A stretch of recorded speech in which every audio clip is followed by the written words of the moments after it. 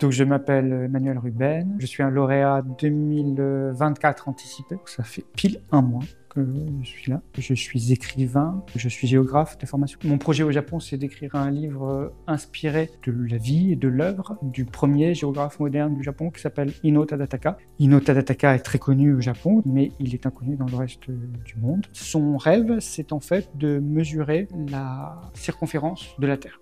Eh bien, il va parcourir près de 40 000 km, mais sans jamais quitter le Japon, puisqu'en fait, il va faire le tour des côtes du Japon pendant 17 ans, pendant les 17 dernières années de sa vie. Dans ce livre, voilà, je vais essayer d'intégrer à la fois la vie d'Ino Tadataka et puis ce questionnement aussi sur ce que c'est que la géographie du Japon aujourd'hui, avec aussi toutes les questions qui ont trait aux catastrophes. Pour ce faire, je me déplace à vélo. Malheureusement, moi, je n'ai pas 17 ans devant moi pour faire le tour des côtes du Japon. J'aimerais bien, j'ai seulement 4 mois, donc j'essaie d'aller vite. Je savais qu'un jour, j'aurais besoin de découvrir le Japon. Je voulais pas attendre trop longtemps.